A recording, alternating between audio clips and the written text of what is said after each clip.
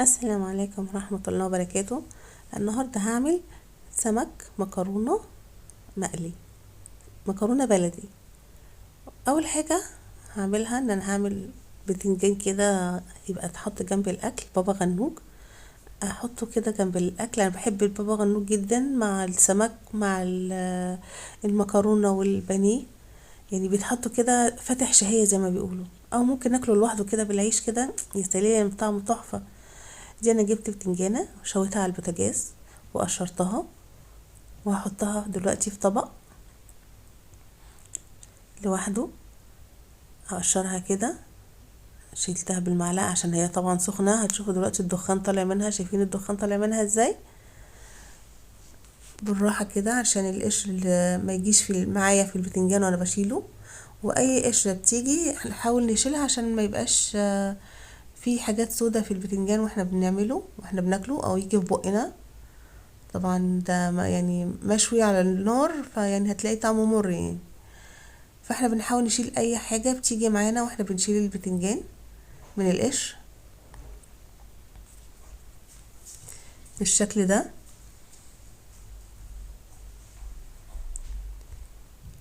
نحاول نشيله بالراحة علشان القشر ما يجيش معانا. يعني انا بحاول اشيل كل حاجة بتيجي في القشر منها عشان ما يبقاش معايا في البتنجان. وهي خلصتها. هنا كنت شوية قرن فلفل اخضر على النار وفلفل احمر وواحد احمر عشان يدوا اللون الاخضر والاحمر في البتنجان، فيديله شكل حلو. اهو طبعا هرستها معاهم بالشكل ده. وانتوا فاكرين طبعا الهريسه اللي انا كنت عاملاها معاكم قبل كده ونزلتها فيديو؟ ادي انا كنت حاطه فيها خل وحاطه فيها ليمون، فانا مش هحتاج لخل ولا ليمون عشان انا حاطه فيها في الدقه الخل والليمون، فمش محتاجه ان انا احط في البتنجان عشان ما يبقاش لازع معانا. وكده خلاص كده تقريبا خلصت، بدات اهرسهم مع بعض بالشكل ده. وحطيت طبعا معلقه ملح صغيره اهي، ومعلقه كمون، وقلبتهم تاني مع بعض بالشكل ده كده لحد ما خلاص البتنجان اتشرب من الدقة واتشرب من الملح والكمون. اداهم يعني شايفين الشكل، اللون الاحمر والاخضر في البابا غنوج بيدي شكل حلو قوي، يعني حاجة كده. شايفين الطعم شكل، والطعم بقى ما اقولكوش بقى، طعم حراق مع الحرقية بتاعته دي مخليه طعمه حلو جدا. وطبعا هحط معلقتين زيت عشان يديله لمعة زي ما قلت لكم كده. تمام كده خلاص كده تقريبا جهز البابا غنوج. هبدأ احطه في الطبق اللي احنا هنقدم فيه علشان يبقى شكله حلو. بس كده خلاص كده، يعني شكله بصراحة يفتح النفس. يعني انا وانا بعمل الفيديو كنت هتجنن، يعني عايزه نفسي هحطه في طبق التقديم. طبعا يعني ما انا طبعا يعني اكيد يعني طبعا احنا بنزوق، لازم لما بنحطه لازم هزوقه بحاجة عشان تديله شكل حلو. طبعا التزويق ده على كل واحد على حسب يعني ذوقه. فحطيت ما لقيتش غير طبعا ان انا احط شويه يعني وحدتين خضره كده بقدونس، كنت مقطعهم على جنب عشان احطهم على السمك اهي. خدت منهم شويه صغيرين كده وحطيت عليهم اهو كده. طبق بابا غنوج جاهز. هبدأ اروح اعمل السمك طبعا انا كنت متبلاه بالتتبيله بتاعته اللي هي توم وملح وكمون وخل وليمون اهي، والهريسه الفلفل اللي انا عاملاها حطيتهم عليها. وبعد كده حطيتهم في الدقيق.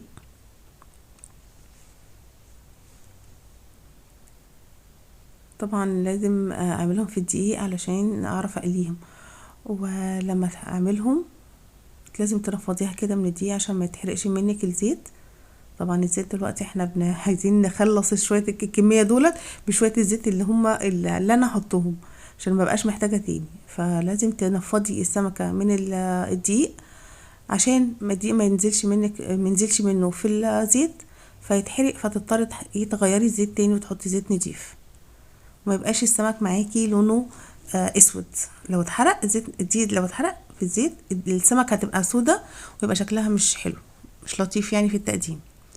فهنا كده خلاص اهو عملت السمك في الدقيق كده اهو، شايفين بنفضها ازاي من الدقيق عشان ما تشربش دقيق كتير. وعلشان السمك الزيت ما يتحرقش منك، في طريقة تانية بعد ما تخلصي التتبيلة كلها في الدقيق، السمك كله في الدقيق، تسيبيه نص ساعة السمك يشرب الدقيق. بعد تسيبيه نص ساعة خلاص في الدقيق كده اهو. بصوا السمك شرب الدقيق ازاي، شايفين اهو كده. لما تيجي تقليه الزيت مش هيتحرق خالص، شايفين مفيش نقطة دقيق وقعت في الزيت، والزيت ما اتحرقش، والسمك خلاص قرب يتحمر.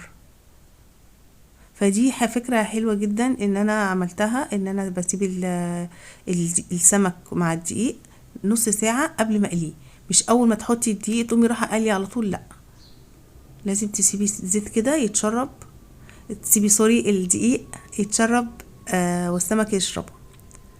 بس شايفين الزيت نضيف ازاي، والسمكة لونها ذهبي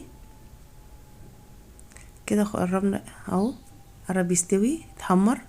طبعا السمك المكرونه البلدي مش محتاج ان انت تحطيه على النار كتير يعني، لان هو بيستوي بسرعه او بيتحمر بسرعه.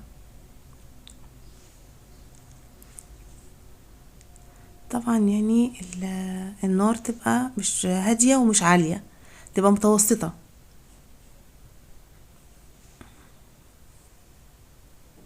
شايفين يا بتبقى اكله بحبها عشان سريعه جدا وسهله، وما بتاخدش مني نص ساعه بصراحه يعني السمك ده ما بياخدش مني نص ساعه، فبحب عشان بحبه اعمله عشان يخلص مني بسرعه.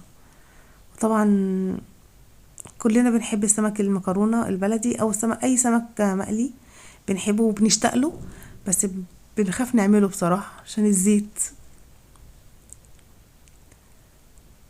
هنا خلاص اهو، بصوا شايفين الزيت يا جماعه لسه زي ما هو، مفيش حاجه وقعت فيه ولا اتحرق ولا اي حاجه. شايفين كده كده خلاص خلصت اول حاجه، اول مجموعه من السمك، اول كميه من السمك هبدا اشيله واحطه على مناديل مناديل مطبخ، علشان المناديل تشرب الزيت، ما تبقاش السمكه مزيته، وفي نفس الوقت لو سبتيها على الطبق عادي هتلاقيها كلها زيت وبقت طريه. احنا عايزين، انا بحب السمك ده تبقى مقرمش كده، بيبقى حلو. يعني انا بقعد اقول لاولادي ان هو يعني طعمه جمبري بضحك عليهم يعني، بس هو فعلا طعم، انا بالنسبه لي جمبري.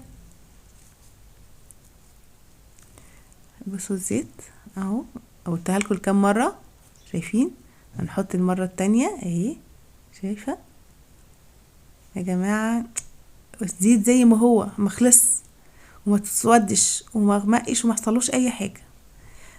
وكده خلاص خلصنا كده السمك تمام كده. وهنخلص هنغرف بقى نقدم السفرة وهنقدمه على الترابيزة اهو. شايفين بعد ما خلصت كل الكمية، شايفين كل السمك اهو نفس اللون واحد، مفيش حاجة غمقت فيه.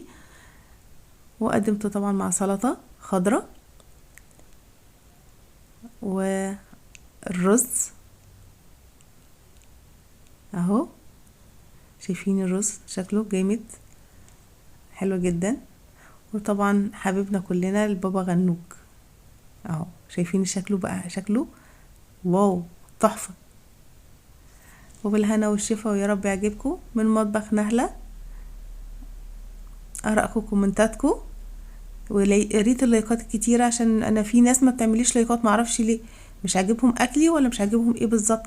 يا ريت الحاجة اللي ما تعجبكوش تقولوا لي عليها وانا اغيرها، يا رب اكون عند حسن ظنكم. بالهنا والشفا، باي باي.